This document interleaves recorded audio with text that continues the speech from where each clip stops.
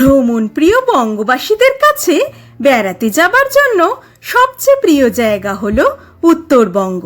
শ্বেতশুভ্র কাঞ্চনজঙ্ঘার অবর্ণনীয় শোভা নিয়ে মেঘ কুয়াশার অনবরত লুকোচুরি খেলায় মেতে থাকা পাহাড়ের রানী দার্জিলিং হলো বঙ্গবাসীদের কাছে আজীবন ঘুরতে যাবার সেরা ঠিকানা। পাহাড়ের কোল বেয়ে নেমে আসা কত চেনা অচেনা ঝর্ণা আর নদীর বয়ে চলা আমাদের মনকে বিপুল আনন্দে ভরিয়ে দেয়। সবুজ পাহাড়ে ঘেরা চায়ের বাগান, নাম না জানা পাহাড়ি ফুল আর পাহাড়ের নিস্তব্ধতা আমাদের মনকে দেয় এক নিমেষে অনন্তকালের শান্তি। তাই আজকে আমরা একটু হিমেল হাওয়া গায়ে মাখতে, মনকে বিপুল আনন্দে ভরিয়ে দিতে আর অপার শান্তির আশায় খুঁজে নিয়েছি এই মায়াবী পাহাড়ি রানী দার্জিলিংকে। তাহলে চলুন আর বেশি দেরি না করে ঘুরে আসা যাক দার্জিলিং। হ্যালো বন্ধুরা, welcome back to my channel অনন্যাস travel blog. আমি আপনাদেরকে আমার আগের ভিডিওগুলোতে দেখিয়েছিলাম আমরা কিভাবে কলকাতা থেকে নিউ জলপাইগুড়ি এসে সেখান থেকে গাড়ি নিয়ে টুকভাড়ে এসেছিলাম। তারপর টুকভাড়ে একদিন স্টে করে নেক্সট ডে সকালে দার্জিলিংয়ের উদ্দেশ্যে রওনা দিয়েছিলাম। আমাদের যেহেতু দার্জিলিংয়েও ওয়ান ডে স্টেইং ছিল, তাই আমরা সকাল সকাল টুকভাড় থেকে বেরিয়ে দার্জিলিংয়ের মেন 3টে সাইট সিন কমপ্লিট করে বিকেলের দিকে তারপরে আমাদের হোটেলে ঢুকবো ভেবেছিলাম। দার্জিলিংয়ে সাইট সিন করতে হলে এখানে সাইট সিনগুলো টোটাল 5টা ভাবে ভাগ করা আছে, আর গাড়ি ভাড়াও কিন্তু সেইভাবেই এখানে নেওয়া হয়। সাইট সিনগুলোর মধ্যে 2 পয়েন্টসের মধ্যে পড়ছে রক গার্ডেন আর গঙ্গামায়া পার্ক। 3 পয়েন্টসের মধ্যে পড়ছে tiger hill sunrise point, Ghum monastery আর বাতাসিয়া লুপ। 5 পয়েন্টসের মধ্যে পড়ছে Japanese temple, peace pagoda, Ava art gallery, Dhirdham temple আর ড্রাকচোলিং মনেস্ট্রি। 7 পয়েন্টসের মধ্যে পড়ছে zoological park, Himalayan mountaineering institute, ropeway, Tenzing rock museum, tea garden আর রিফিউজি সেলফ হেল্প সেন্টার। এছাড়াও আপনি মিক্সড পয়েন্টেও সাইট সিন করতে পারেন, আমরা যেমন করেছিলাম। ফাইনালি আমরা পৌঁছে গেলাম দার্জিলিং। সেদিন সকাল থেকেই আকাশ বেশ মেঘে ঢাকা ছিল। দার্জিলিং ঢুকতে না ঢুকতেই আকাশে মেঘ আরো ঘন হয়ে ছেয়ে গেল। গাড়ি নিয়ে চলতে চলতে আমরা প্রথম চলে এলাম আমাদের আজকের প্রথম সাইট সিন পয়েন্টে, যেটা হচ্ছে টাইগার হিল। টাইগার হিল যেহেতু ফরেস্ট ডিপার্টমেন্টের মধ্যে পড়ে, তাই এখানে ঢুকতে গেলে এখানে পার হেড 50 টাকা করে টিকিট কেটেই আপনাদের ঢুকতে হবে। একমাত্র দার্জিলিংয়েরই যে কোনো গাড়িকে টাইগার হিলে যাওয়ার জন্য আগের দিন পারমিট নিতে হয়। আগের দিন পারমিট নেওয়া না থাকলে আপনারা দিনের দিন এসে কিন্তু এই টাইগার হিল ঘুরতে পারবেন না। দার্জিলিং এর মেন শহর থেকে টাইগার হিল যেতে সময় লাগে 40 থেকে 45 মিনিট। টাইগার হিলে সূর্যোদয় দেখতে হলে আপনাকে ভোর 5টার মধ্যে এই টাইগার হিলে এসে পৌঁছাতে হবে, কারণ 5টা থেকে 5:30টার মধ্যেই এখানে অপূর্ব সূর্যোদয় হয়। দার্জিলিংয়ে সব পাহাড়ের তুলনায় এই টাইগার হিলের পাহাড় সব থেকে উঁচু, তাই জন্য টাইগার হিলে আপনারা ঘুরতে এলে অপূর্ব সূর্যোদয়ের সাথে সাথে কাঞ্চনজঙ্ঘার ভিউ এবং মাউন্ট এভারেস্টের অপরূপ ভিউ এখান থেকে খুব সুন্দরভাবেই দেখতে পারবেন।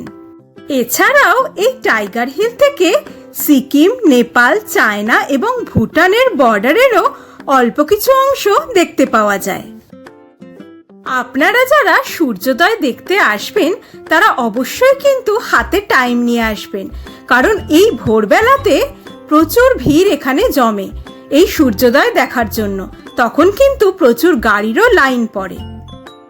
আমরা যখন দার্জিলিং গেছিলাম তখন সকাল থেকেই বেশ ফগি ওয়েদার ছিল, তাই ড্রাইভার বলল সেদিন সূর্যোদয় আর দেখা যাবে না, তাই আমরা ভোরবেলায় না এসে একটু বেলার দিকেই ঘুরতে এসেছিলাম এই টাইগার হিলে। টাইগার হিল যাওয়ার রাস্তাটা সত্যি অপূর্ব সুন্দর, আর এই মেঘ কুয়াশার লুকোচুরি খেলা দেখতে দেখতে আমরা ক্রমশ সামনের দিকে এগিয়ে যেতে থাকলাম। টাইগার হিল আসার সব থেকে ভালো সময় হলো বছরের নভেম্বর থেকে মার্চ মাস। এই সময় এলে আপনারা ক্লিয়ার আকাশে সূর্যোদয় দেখতে পাবেন। সাথে রং বেরঙের পাহাড়ি ফুলের ভিউ দেখতে হলে অবশ্যই আসতে হবে ফেব্রুয়ারি বা মার্চ মাসের দিকে। আমাদের গাড়ি চলতে চলতে ফাইনালি আমরা এসে পৌঁছে গেলাম টাইগার হিল ভিউ পয়েন্টের কাছে। আমরা এখন এসে পৌঁছে গেছি টাইগার হিলে। দেখতে পাচ্ছেন এটা হচ্ছে টাইগার হিল, আর আমার গায়ের মধ্যে দিয়ে মেঘ চলে যাচ্ছে, চারিদিকে মেঘ কুয়াশায় পড়ে গেছে, মানে ভিউ তো দেখা যাচ্ছে না সত্যি বলতে, কিন্তু জায়গাটা অসাধারণ লাগছে। টাইগার হিল যেহেতু পাহাড়ের অনেকটা উচ্চতায়, তাই এখানে সবসময় ঠান্ডা হাওয়া চলে আর ঠান্ডা থাকে। টাইগার হিলে পৌঁছানোর কিছুক্ষণের মধ্যেই আকাশ আরো ঘন কালো করে মেঘে ছেয়ে গেল আর তুমুল জোরে বৃষ্টি শুরু হয়ে গেল, সাথে প্রচন্ড হাওয়াও চলছিল। এখান থেকে বেরোনোর কোনো উপায় না দেখে আমরা তড়িঘড়ি এখানের একটা শেডের নিচে আশ্রয় নিলাম। এখানে বেশ কিছুক্ষণ আমরা বৃষ্টি থামার অপেক্ষায় দাঁড়িয়ে রইলাম। এরপর একটু বৃষ্টি কমতেই আমরা সঙ্গে সঙ্গে শেড থেকে নিচে নেমে গাড়ির কাছে চলে এলাম।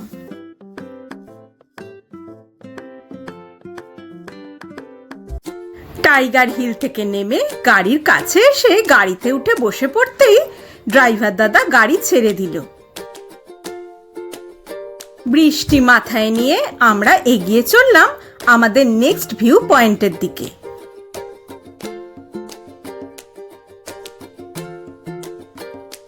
ঘন কুয়াশার মধ্যে দিয়ে আমাদের গাড়ি ছুটতে লাগলো। এরপর আমরা যাব বাতাসিয়া লুপ। টাইগার হিল দেখে আমরা এখন বাতাসিয়া লুপে এসেছি। তো বাতাসিয়া লুপে যাওয়ার আগে আমরা এখানে কিছু খেয়ে নেব। তো এখন চিকেন চাউমিন অর্ডার করেছি, এটা খেয়ে তারপর বাতাসিয়া লুপে যাব। লাঞ্চ টাইমে আমরা অল্প কিছু খেয়ে চলে এলাম বাতাসিয়া লুপে।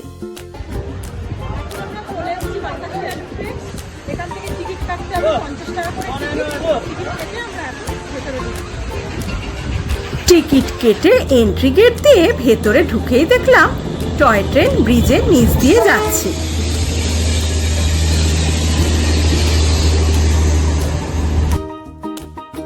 বেশ কিছুক্ষণ দাঁড়িয়ে থেকে আমরা টয় ট্রেনে যাওয়াটা দেখছিলাম। টয় ট্রেন চলে যেতে না যেতে আমরা আবার সামনের পথ ধরে বাতাসিয়া লুপের মধ্যে এগিয়ে যেতে লাগলাম। বাতাসিয়া লুপ হলো একটি সর্পিল রেলপথ, যেটা দার্জিলিং জেলায় দার্জিলিং হিমালয়ান রেলওয়ের আরোহণের গ্রেডিয়েন্ট কমানোর জন্য তৈরি করা হয়েছে। এটি 1919 সালে চালু হয়েছিল। ট্র্যাকটি একটি সুড়ঙ্গর মাধ্যমে এবং একটি পাহাড়ের চূড়ার ওপর দিয়ে নিজের চারিপাশকে সর্পিল করে। বাতাসিয়া লুপে দাঁড়িয়ে এখান থেকে দার্জিলিং শহরের 360 ডিগ্রি ভিউ দেখতে পাওয়া যায়। বাতাসিয়া লুপের কেন্দ্রে একটি ওয়ার মেমোরিয়াল দাঁড়িয়ে আছে। এই স্মৃতিসৌধটি জেলা সৈনিক বোর্ড দার্জিলিং কর্তৃক সাহসী গোর্খা সৈনিকদের স্মরণে নির্মিত হয়েছিল, যারা স্বাধীনতার পর থেকে জাতির সার্বভৌমত্ব রক্ষার জন্য জীবন উৎসর্গ করেছিল। এই স্মৃতিসৌধটি 22 মার্চ 1995 সালে পবিত্র হয়েছিল। এই বাতাসিয়া লুপের ভেতরের চারিদিকটা খুব সুন্দরভাবে ফুলের বাগান দিয়ে সাজানো। বাতাসিয়া লুপের মধ্যে ঘুরতে ঘুরতে আবার একটা স্টিম ইঞ্জিন টয় ট্রেনের দেখা মিলল।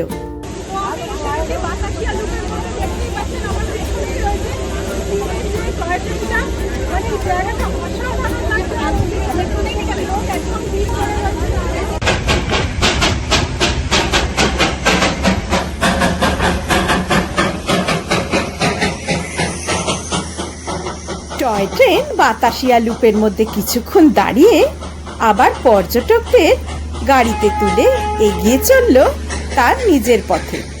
আপনারা যারা দার্জিলিংয়ে এসে টয় ট্রেন করে দার্জিলিংয়ে সাইট সিন করতে চান, তারা অবশ্যই 1-1.5 মাস আগে থেকেই আইআরসিটিসি রেল অ্যাপ থেকে এই টয় ট্রেনের টিকিট বুক করে তবেই এখানে আসবেন।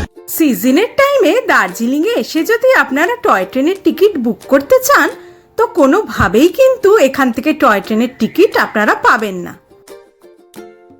বাতাসিয়া লুপের মধ্যে রয়েছি, ফোটা ফোটা বৃষ্টি পড়ছে আর আকাশ তো একদম মেঘে ছেয়ে আছে। সকাল থেকে আপনাদের দেখাচ্ছি, জায়গা নিয়ে কোনো ভিউ আমরা দেখতে পাইনি। বাতাসিয়া লুপের ভিউ পয়েন্ট আপনাদের দেখাবো। বৃষ্টি একটু কমতেই মেঘ কিছুটা সরে গেল। আমরা বাতাসিয়া লুপের ভিউ পয়েন্টে দাঁড়িয়ে অপূর্ব সুন্দর একটা ভিউ দেখে নিলাম।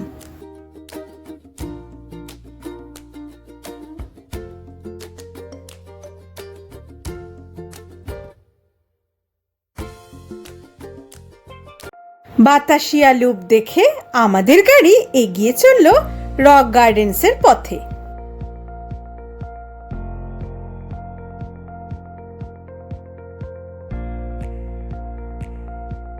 রক গার্ডেন্স যাওয়ার রাস্তাটা কিন্তু ভীষণই সুন্দর। চারিদিকে বড় বড় পাহাড়, তার মাঝখান দিয়ে রাস্তা চলে যাচ্ছে। পাহাড়ের এত অপরূপ সৌন্দর্য দেখতে দেখতে আমার মন মুগ্ধ হয়ে যাচ্ছিল। আমাদের গাড়ি এগোতে এগোতে ফাইনালি চলে এলো রক গার্ডেন্সের সামনে। চলে এসেছি রক গার্ডেনে, দেখতেই পাচ্ছেন এত সুন্দর ঝর্ণা পড়ছে। আর এদিকে টিকিট কাউন্টার, আমরা এখন টিকিট কেটে যাবো রক গার্ডেনের ভেতর। 20 টাকা দিয়ে টিকিট কেটে আমরা রক গার্ডেনের ভেতর ঢুকে পড়লাম।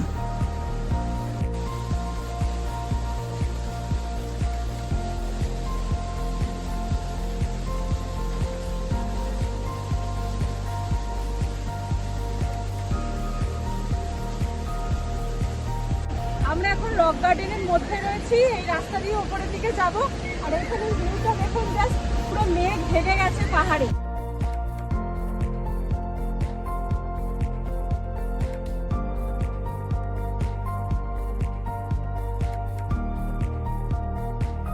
এরপর আমরা রাস্তা ধরে পাহাড়ের ঢাল বেয়ে ওপরের দিকে উঠতে থাকলাম।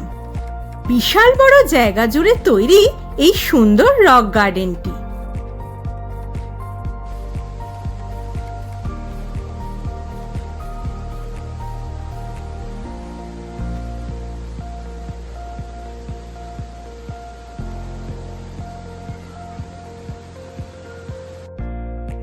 রক গার্ডেনে আমরা বেশ কিছুক্ষণ সময় খুব সুন্দরভাবে অতিবাহিত করে আবার পাহাড়ের রাস্তা ধরে নিচের দিকে নেমে এলাম। রক গার্ডেন দেখে গাড়িতে উঠে এবার আমরা এগিয়ে চললাম আমাদের হোটেলের পথে।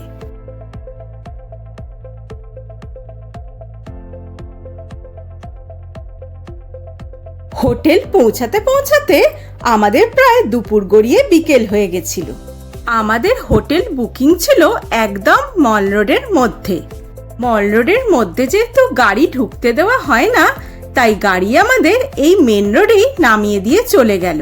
আমরা ভেতরের রাস্তা ধরে চলে এলাম আমাদের আজকের বুকিং করা হোটেল, হোটেল অলিভ বাই তেজে।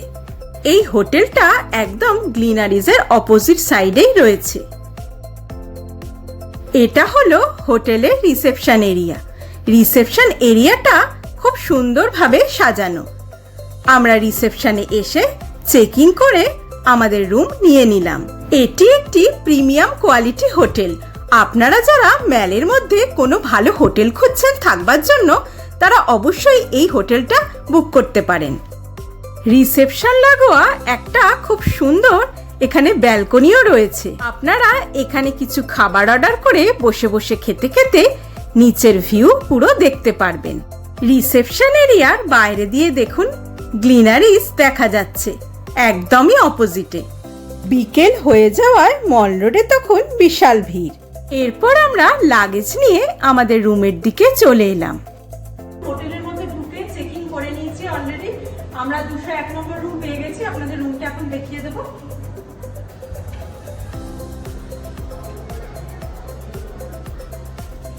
তো রুমের মধ্যে ঢুকতেই দেখতে পাচ্ছেন খুব সুন্দর একটা ডাবল বেড রয়েছে। এখানে 4টে পিলো দেওয়া রয়েছে। বেডের দুপাশে দেখুন দুটো জিনিস রাখার জায়গা রয়েছে। এখানে একটা ইন্টারকমও রয়েছে। বেডের সামনেই রয়েছে একটা টিভি, এখানে রিমোট সব দেওয়া রয়েছে। আর এই পাশের জায়গাটা দেখুন। আর এখানে দেখুন একটা খুব সুন্দর বড় আয়না রয়েছে। এখানে জিনিসপত্র রেখে আপনারা সাজগোজ করতে পারবেন। আর এখানে আলমারিও রয়েছে, আমরা সব জিনিসপত্র অলরেডি রেখে দিয়েছি।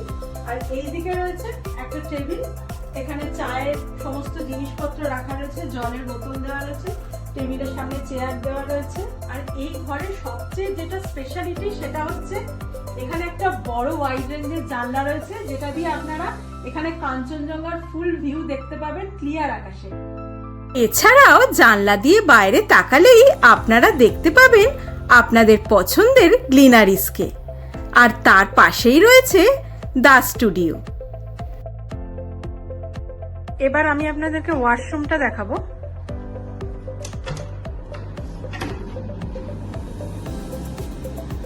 ওয়াশরুমে একদম ঢুকতেই দেখুন বেসিন রয়েছে, বেসিনের ওপরই আয়না রয়েছে, এদিকে গিজার দেওয়া রয়েছে,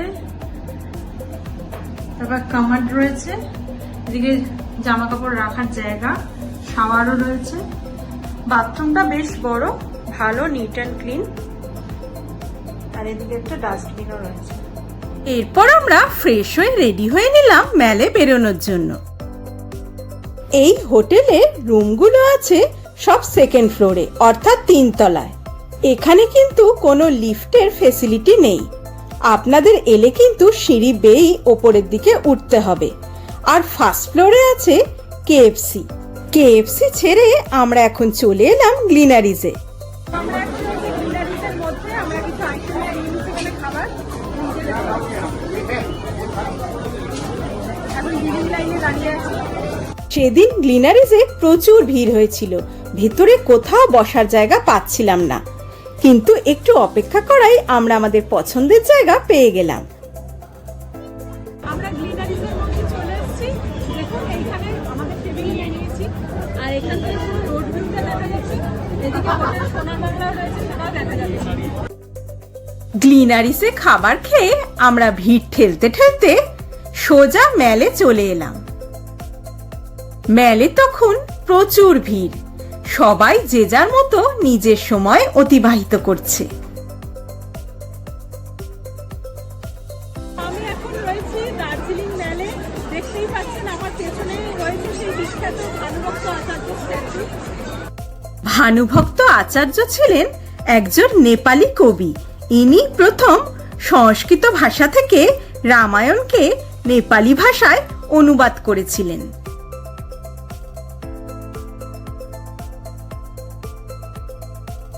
সেদিন সন্ধেবেলায় আমরা বেশ অনেকক্ষণ সময় এই মেলের মধ্যে অতিবাহিত করেছিলাম।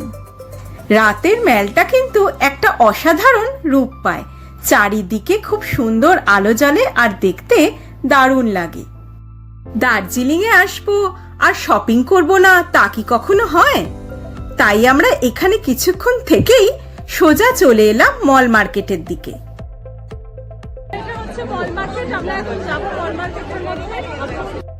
মল মার্কেটের মধ্যে ঢুকে আমি পছন্দ করে নিজের জন্য কিছু শীতের বস্ত্র কিনে নিয়েছিলাম। এরপর মল মার্কেট ঘুরে আমরা আবার এগিয়ে চললাম আমাদের হোটেলের রাস্তায়। আমাদের হোটেলের রাস্তার চারিধারে ফুটপাতেও কিন্তু প্রচুর জিনিস বসেছিল সস্তায়। আমি ভাবলাম সেখান থেকেও কিছু জিনিস কিনে নেব। শীতকালীন বস্ত্রের মধ্যে গায়ের চাদর আমার বেশ প্রিয়, তাই আমি আমাদের হোটেলের সামনে অর্থাৎ গ্লিনারিজের অপোজিটে এক দিদির থেকে দুটো গায়ের চাদর কিনে নিয়েছিলাম। এরপর আমরা হোটেলে ফিরে সেদিনকার মতো ডিনার সেরে শুয়ে পড়েছিলাম পরের দিনের অপেক্ষায়।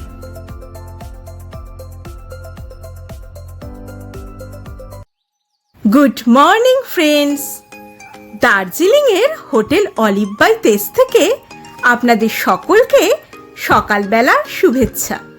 আজকে আমাদের ফেরার পালা, তাই আমরা সকাল সকাল ঘুম থেকে উঠে ব্যাগেজ গুছিয়ে ফ্রেশ হয়ে রেডি হয়ে নিলাম। আমাদের এখন হোটেল অলিভ বাই তেজকে বিদায় জানানোর পালা, এই দার্জিলিংকে বিদায় জানানোর পালা। সত্যি মনটা খুব খারাপ লাগছে, তো যাই হোক যেতেই হবে। তো আজ খুবই সুন্দর এক্সপিরিয়েন্স আমার অলিভে থাকার। বুঝতেই পারছেন প্রপার্টিটা তো একদমই মেন রোডের মধ্যেই, তো আপনারা এলে আপনাদেরও খুব সুবিধা হবে। তবে কি মেন রোডে তো তো গাড়ি আসে না, গাড়ি নিচে দাঁড় করিয়ে তারপরে আমাকে দিতে আসতে হবে, এটাই যা একটু অসুবিধা, এছাড়া কিছু নেই। এখানকার রুম সার্ভিস খুব ভালো, খাওয়া দাওয়া খুব ভালো। তো যাই হোক, হোটেল অলিভ বাই তেজকে আমি আপনাদের রিকমেন্ড করবো আসার জন্য। আমরা আমাদের হোটেলকে সেদিন সকাল সকাল বিদায় জানিয়ে ম্যাল রোডের মধ্যে দিয়ে হেঁটে এসে কেভেন্ডার্সের সামনে দাঁড়ালাম। কেভেন্ডার্সে তখন প্রচুর ভিড়, তাই আমরা ওখানে ব্রেকফাস্ট না করে ওখান থেকে গাড়িতে উঠে পড়লাম।